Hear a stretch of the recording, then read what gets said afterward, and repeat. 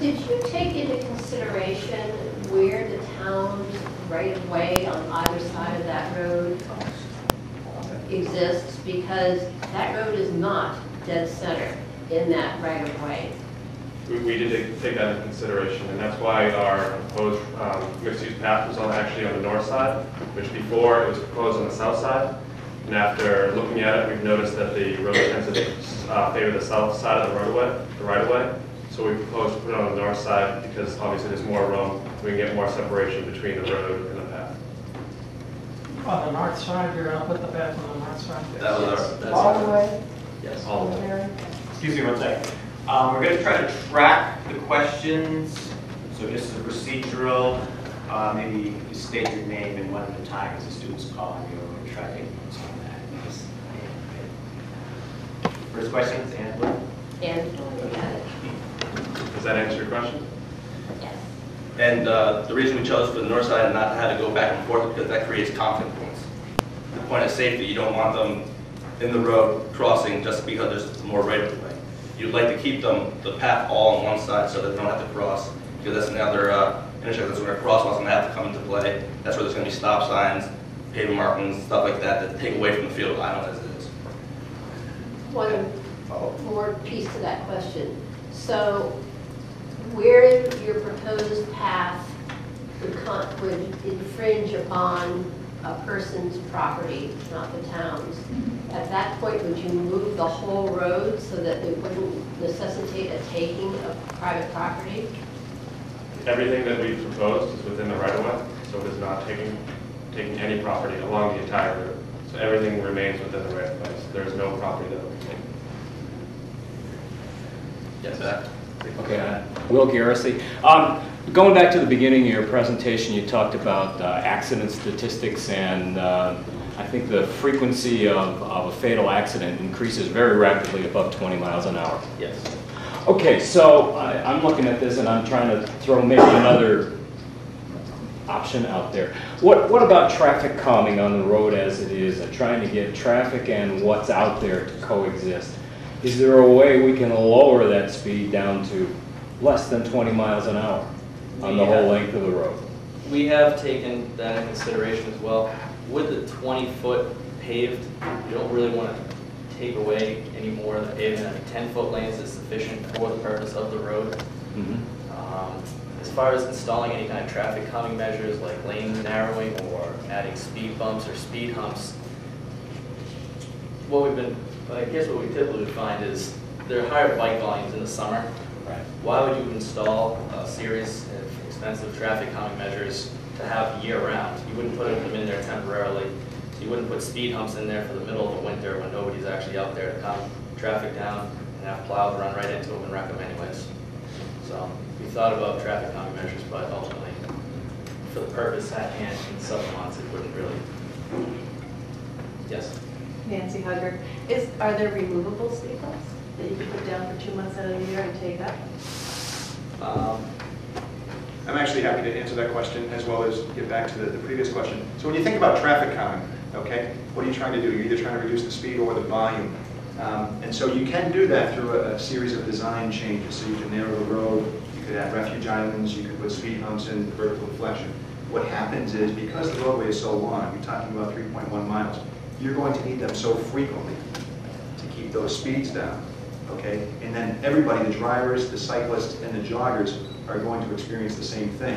So if you're using some sort of vertical deflection, like a speed hump, they're going to extend to the edge of the roadway, okay? So the cyclists are going to have to go up and over that, the drivers are going to have to go up and over that, and the joggers are going to have to go up and over that, as well as the pedestrians. So it becomes, I don't want to say, I'm trying to be politically correct, but it becomes so frequent that it creates problems for all users. You're talking something that will probably be every 500 feet or so, plus or minus, along the entire length of the roadway, to achieve or reduce the speed that you're looking to attain. Did that answer your question? No, my question was, do they have removable ones? They do indeed. They're plastic, and they can put them down, and they're actually plastic or rubber. They can put them down with bolts for the summer, remove them in the winter. I'm wondering about the parameter. Name. Sorry, Just state name, please. Just wanna- Roger Becker. I'm wondering about the parameters of the study. I have a couple of questions. Was there any talk about the cost of any of the alternatives? Did you weigh the cost? For instance, speaking of the traffic calming techniques, the cost of that versus building a entire multi-use path as opposed to widening further lanes. In other words, have you done any cost, or do you intend to do any cost analysis? And just another question, in the same vein, in other words, about the parameters of the study, what the criteria was.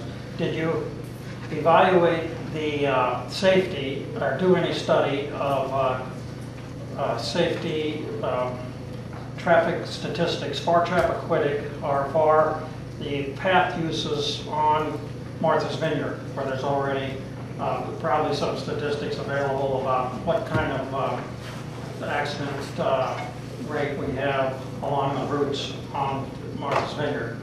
Another parameter question is, did you evaluate? Could I just address that? Maybe do them one at a time. Let him answer your questions one at a time. Mr. One at a time, okay. Okay. That way you won't get... Addressing the question about the cost.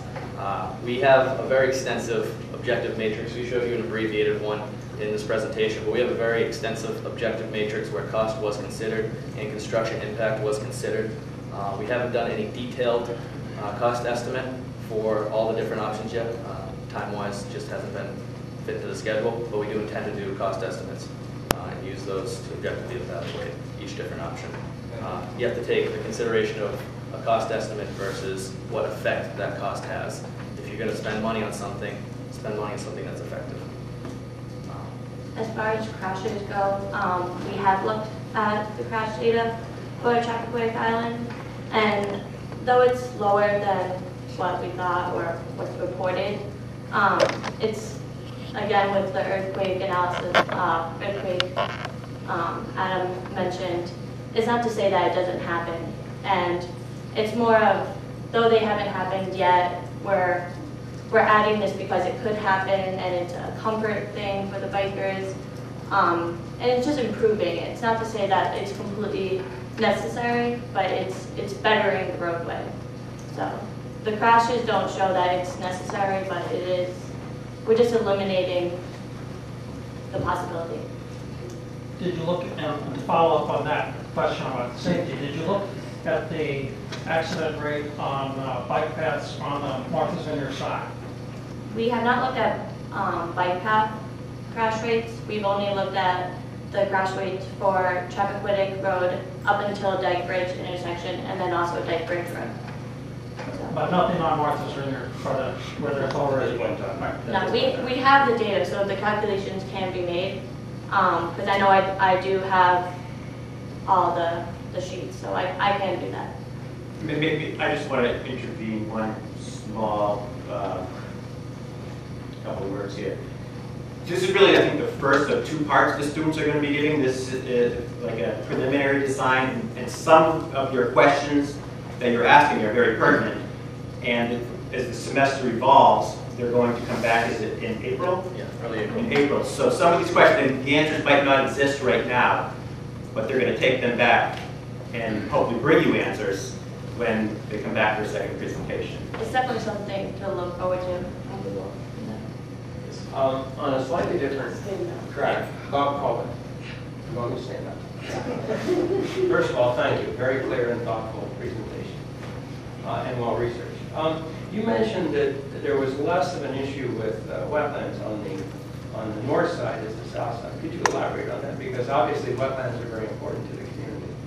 Yes, along the north side, the biggest issue where wetlands comes into play is the Dyke Bridge Road, the dirt road. As that gets closer to the shoreline, obviously there's going to be more wetlands. I think there was only one or two spots directly that would be affected, that the wetlands would be affected. The rest of the spots would be able to either come closer to the road and avoid the wetlands completely, or consider even a roadway shift to avoid those. Whereas along the south side, I think there was 4 or 5 that were the wetlands. You know, you're standing on the edge of the pavement, and it's right there. I mean, so it's kind of tough to avoid. I'll just add real quick, and there is a couple spots where the roadway itself actually encroaches somewhat on wetlands. So